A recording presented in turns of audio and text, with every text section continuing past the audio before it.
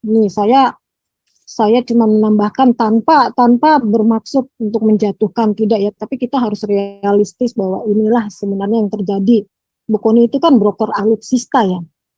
Dia punya cukup banyak link di luar negeri dengan keuntungan sampai 100%. Jadi kalau dia beli pesawat nih, harganya 300, dijual di Indonesia itu sampai 600. Karena saat itu memang tidak ada yang bisa memasok alutsista selain melalui link yang beliau miliki.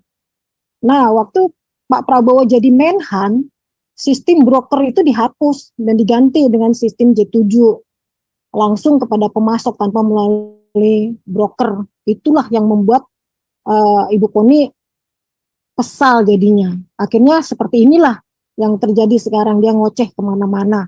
Saya sih berharap suatu saat nanti, sayang kan seseorang yang punya potensi begitu bagus, ternyata kelihatan gitu, jadi tidak bagus karena ambisi-ambisinya yang tertentu. Kan saya tidak menyinggung masalah keluarganya. Kalau sebenarnya kalau dia berbicara masalah etik apa, Ibu Kony sebenarnya juga kasus perselingkuhannya apa semua itu kan ya kita bisa baca lah itu di Google juga di itu kan sampai detil banget itu diceritakan di persidangan itu sangat memalukan.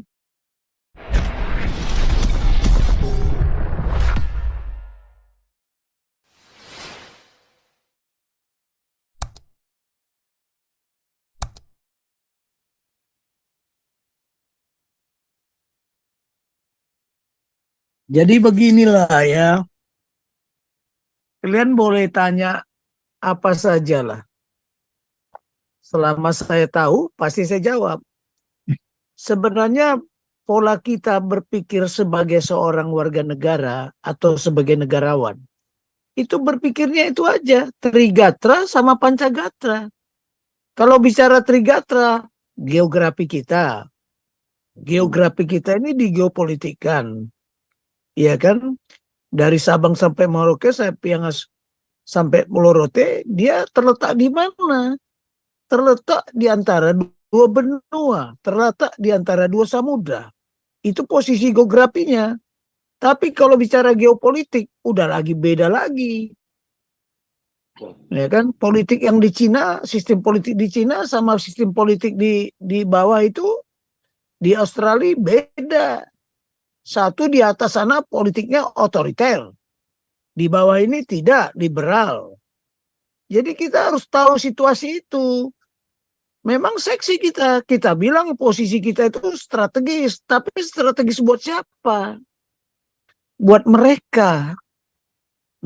Geografi kita mengandung sumber daya alam yang berlimpah ruah, tapi kita tidak menikmati. Yang menikmati siapa? Nah itulah karena saya katakan apa? Dari dulu kita tidak menata strategi. Kita tidak punya strategi keamanan nasional atau yang disebut strategi raya atau yang disebut strategi nasional. Kita tidak punya. Makanya kalau waktu saya ngajar, ada siswa asing nanya ke saya, nah, saya bilang, Anda bisa lihat di Google. Oh, di Google nggak ada, Pak, katanya. Lantas saya ngomong apa? Saya jawab, kami nggak punya strategi kami simpan. Kalau peluru kendali kalian dari Singapura, dari Malaysia, dari Australia, kami punya dukun. Jadi peluru kendalimu itu bisa kembali ke kamu gitu aja saya jawab. Coba, saking nggak ada ilmunya. Jadi ilmu yang paling tinggi adalah strategi.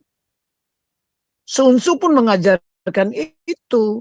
Kalau Barat itu menggunakan close. Kita hidup ini selalu pakai strategi kok. Siapa bilang? Nah, Prabowo rupanya jeli dia. Karena dia sudah kalah berkali-kali, ini harus saya rubah strateginya. Apa yang menjadi kecintaan anak-anak muda? Dibikinnya gemoy. Lihat itu tarian gemoy di mana-mana. Tapi bukan itu aja. Lihat di Kamboja atau lihat di Thailand sekarang. Cobalah. Lihat, mereka joget-joget juga semua. Bahkan si Donald Trump pun joget-joget. Ya kan? Nah itu dia tren. Sementara si Anies beda. Ganjar beda, tapi sudah ikut-ikut juga. Jadi gimana sih? Makanya inovasi itu perlu. Oh, saya kalah ya. Apa yang saya cari dulu, kekuatan saya di mana, kelemahan saya di mana. Dia tahu kelemahan dia kan di Jawa ini. Tapi sekarang lihat, Jawa Timur sudah dikuasai sama dia. Padahal di sana banyak NU kan. Jawa Tengah 50-50. Jawa Barat sudah dia pegang juga. Banten. Nah, jadi memang wilayah itu dicari dulu pusat kekuatannya, center of gravity. Tapi kalau di Papua dia tidak terlalu banyak mikir karena legasi dari Jokowi itu sudah pasti mendukung. Lihatlah di Papua itu 70% dia. Nah, jadi beginilah, inilah strategi militer. Ya, cari dulu pusat kekuatannya. Kita cari dulu pusat kelemahannya. Kan udah saya bilang, strategi itu biarkan musuh menggunakan ruang dan waktu. Mencari akses, jangan dihambat. Tapi dia digiring ke daerah pembantaian. Lihatlah Megawati. Kan dia terpancing menjelek-jelekkan airnya. Mulai dari tukang bakso lah, generasi muda lah. Sekarang kan generasi muda jengkel. Kenapa? Apa distribusinya milenial? Mulailah ngomel semua anak muda. Itulah kelemahan dia. Tapi siapa Pak Prabowo, dia tahu bahwa 60% di era ini anak muda. Disitulah kelemahannya. Tapi ini anak-anak muda ini juga udah teracuni. Karena dikiranya hanya Ganjar lah yang bisa menggantikan Jokowi. Coba lihatlah, ini permainan strategi ini. Hebat sekali ini. Hebat sekali. Ya kan, sekarang Prabowo tahu. Ya, hati dan pikiran rakyat itu. Bagaimana merebut hati dan pikiran rakyat. Ya, hati dan pikiran rakyat. Dia tidak mau menjelek-jelekkan orang lain. Kecuali dia dijelekkan dulu. Makanya dia bilang apa? 1000 kawan terlalu sedikit. 1 musuh sudah terlalu banyak. Nah, orang akan bersimpati sama dia. Berempati sama dia. Karena dia belajar dari siapa? Dari SBY. Jadi semakin dihina dia, semakin banyak orang yang bersimpati. Lihat aja hasil debat kemarin kan. Dibilang dia kalah debat. Tapi di luar debat dia menang. Jadi bukan debat pada saat debat itu di ruangan itu, tapi di luar ruang. Nah, itulah strategi. Nah, Maaf Pak sekarang Tobing, banyak yang antri. Bisa dilanjut nggak? Boleh, silakan. Ya, makasih Pak Brigjen. Silakan Bu Jamila, next Pak Prut Buncit, lalu Pak SK, habis itu Bu Sincan ya, karena Bu Sincan kan tadi udah ya. Silakan Bu Jamila, silakan Bu. Boleh joget dulu nggak? Ya? Oh, mau nanti. Silakanlah mau joget. Jadi Joget apa dulu kata katanya, mau joget. boleh. Dijogetin aja si Teddy itu. Selamat malam, Jenderal Tobing. Ini buat Pak Teddy. Buat Pak Teddy dulu. Pak Teddy kenal nggak tuh yang namanya Letnan II Daniel Maukar? Yang tanggal 9 Maret di tahun 1960, dia dengan pesawatnya MiG-17 tuh, dia tembak Istana Negara, terus Istana Bogor. Oh iya. Ya. Di Tanjung. Ya, Pak Teddy tahu karena apa? Kita bahas di sini Pak, Bu. Udah, yang berapa lalu pernah bahas di sini. Ya. Jadi Pokar, udah dibahas, sudah tahu udah. Yang itu Pokar. Ya, Pak Tobing juga sedikit barangkali dalam sejarah tahu. Ya, terima kasih. Ya. Saya Soekarno itu bukan pria yang baik, itu ya. Karena itu kan gara-gara Molly Mambo kan, istri tunangannya yang diembat sama Soekarno, itu rumor yang hampir mendekati kebenaran. Oke, kita lanjut deh. Buat teman-teman yang banyak akhir-akhir ini berkata bahwa jika Prabowo menang, itu Pangeran Cendana akan masuk kembali ke istana. Saya pikir Anda harus membaca buku yang ditulis oleh Profesor Sumitro Jaya Hadikusumo, Jejak Perlawanan Begawan Pejuang. Di situ Pak Sumitro dengan jelas bercerita bagaimana hubungan Prabowo dengan anak-anak Cendana itu dingin. Dia tidak setuju dengan apa yang mereka lakukan.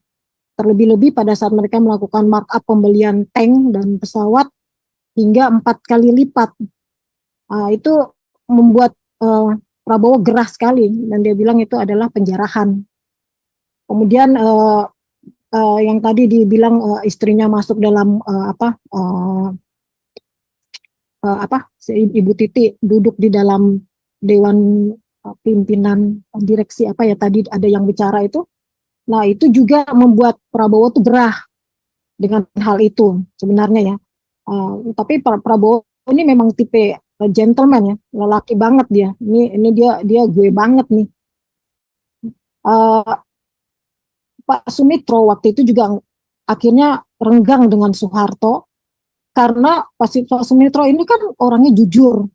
Jadi ketika itu dia menemukan ada kebocoran anggaran negara APBD itu APBN itu sebesar 30%. Nah kebocoran inilah yang dia sering bicarakan.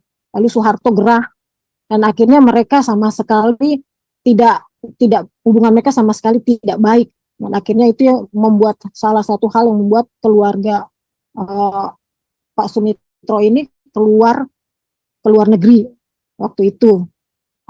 Kemudian ada lagi nih tentang Ibu Koni. Nih saya cuma menambahkan tanpa bermaksud untuk menjatuhkan tidak ya, tapi kita harus realistis bahwa inilah sebenarnya yang terjadi.